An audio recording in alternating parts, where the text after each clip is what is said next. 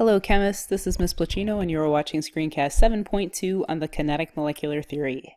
Today we're going to look at what the kinetic molecular theory tells us about the behavior of gas particles. Really all the KMT is a series of rules that a gas would follow to be considered an ideal gas. It's going to be really helpful if you can kind of visualize what the particles of a solid, a liquid, and a gas would look like. I'm sure these are things that you've covered in earlier science classes. But just kind of picture what each of those would look like, what the molecules would be doing, or the particles or the atoms, however you'd like to think about it, in each of those phases of matter. All right, let's get into today's lesson. So the kinetic molecular theory is talking about really the way molecules move. And we're going to look at it in terms of the behavior of gases. So we're going to be focusing most of our attention this unit. When you think about what a gas looks like, you probably picture really small particles that are spread apart by very large distances. And that is the first postulate of the KMT. You've got these teeny tiny particles that are, relatively speaking, very far away from one another. As a result, it's going to be difficult for these particles to interact with one another or be attracted to one another. We need something to contain the gas, but we assume that when the gas particle comes into contact or collides with the walls of the container, we have elastic collisions. When we say elastic, we're just talking about the idea that no kinetic energy has been lost. So you can think about a gas particle moving at 5 miles an hour, just to pick a number, and it hits the side of the container. It's going to bounce back off at exactly 5 miles an hour. No kinetic energy is lost. An inelastic collision, that's not what we would observe. Maybe that same gas particle hits the wall at 5 miles per hour and it only bounces off at about 4 miles per hour because there's been some energy lost in that collision. Often that comes down to issues with friction. So for elastic, you can picture like a super bounce highball. So you drop it and it seems like it could just bounce forever. Inelastic, picture dropping a bowling ball. It's going to bounce a couple of times and then come to rest. Gas particles behave more like the super bounce ball than they do the bowling ball. According to the KMT, gas particles are in continuous, rapid, random motion. Since they are moving, they have a form of energy called kinetic energy. So I bet your gas particle picture maybe looked something like this when you visualized it. You've got all these particles, again, separated by pretty large distances, just kind of moving in all random directions. We tend to believe that they move in straight lines only. We don't see things doing like crazy loop-de-loops or anything like that. We just have straight line, rapid, random motion. According to the KMT, there are no attractive forces between gas particles. So in the previous lesson, 7.1, we talked about London dispersion forces, dipole-dipole forces, hydrogen bonding. Well, according to the KMT, you don't see any attraction between particles.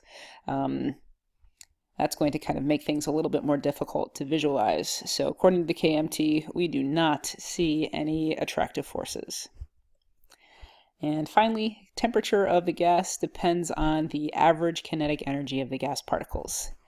If you've got two different samples, one being hot, the other being cold, the one that is hot is going to have particles moving at a higher speed, or in other words, have a higher kinetic energy than compared to the particles of the colder substance. We're going to see particles moving more slowly, or with overall having a lower kinetic energy. So these are the 5 postulates of the KMT. You do not have to memorize these. I just want you to have a little bit of background information about them. If you have a gas that is able to behave according to all of those rules put forward in the KMT, it's what we call an ideal gas. Ideal gases are theoretical. In other words, they don't truly exist in real life. There are things we can do to get real-life gases to behave more like ideal gases, but on their own, ideal gases just really do not exist. See if it'll let me write. No, it's being stubborn. Ideal gases tend to have low molar masses.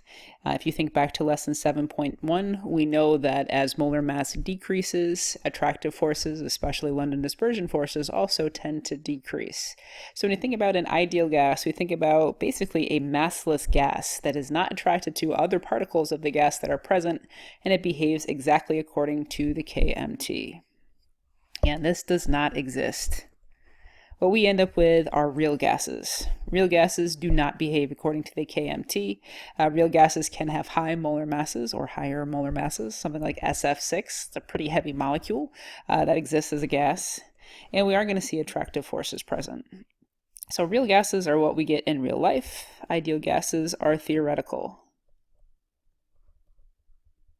But for our purposes, we're going to assume that every single gas out there, regardless of its molar mass, regardless of attractive forces, regardless of whether or not it can follow all the postulates of the KMT, behaves like an ideal gas. You might be wondering, well, why do we make that assumption? And the reason for that is it ultimately makes your life a whole lot easier when we start to talk about calculations.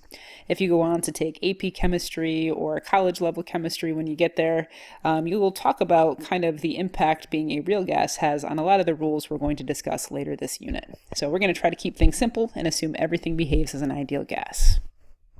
If we wanted to get a real gas to behave most like an ideal gas, what sort of temperature and pressure conditions do you think we'd have to be under?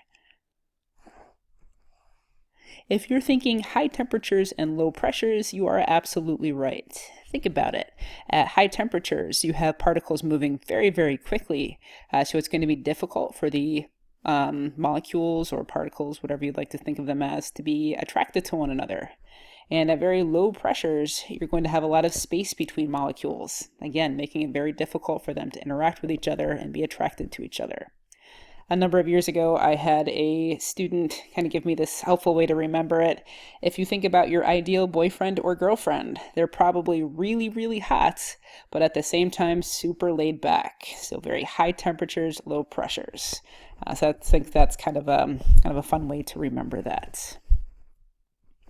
There are a couple of conversions that I'd like you to know before we really get into different gas laws. The first of them pertain to pressure.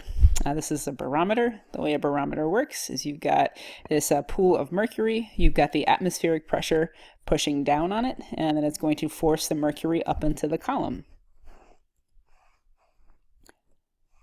These are the conversion factors you need to know. 1 atmosphere, 1 ATM is equal to 760 millimeters of mercury. That's what you use in a barometer. Millimeters of mercury get the honorary name unit torr after Torricelli, the inventor of the barometer. That's also equal to 14.7 psi. You'll probably need that one for your homework. I think there's a couple questions that ask you to make that conversion.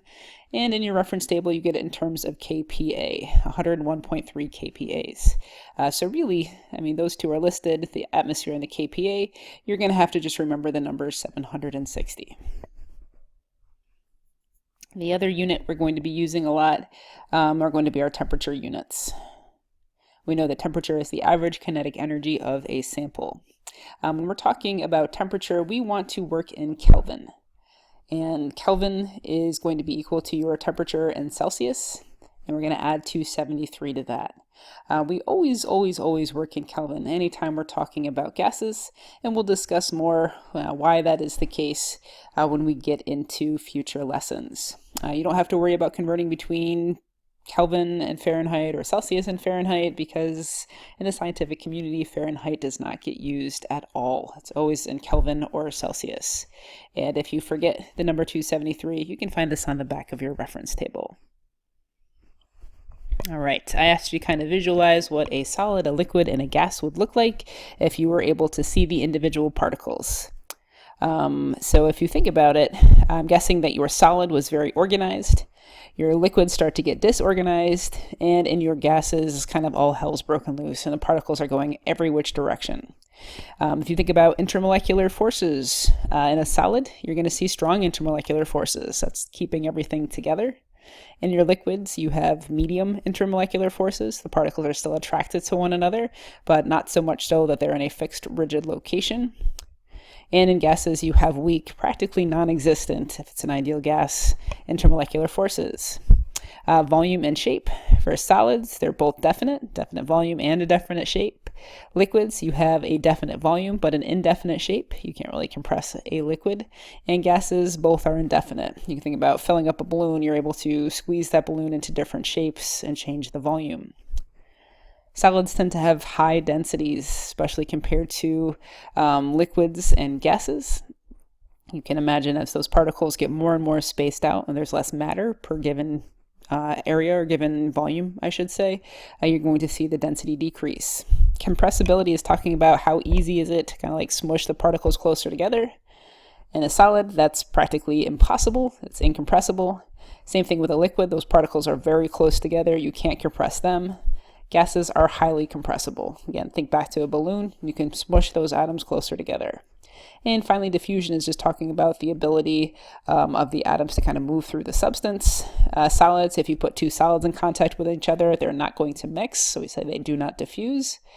Liquids diffuse easily. Think about dropping some food dye, for example, in water. Your food dye is usually like a liquid solution. Water, obviously a liquid. You're going to see that diffusing easily.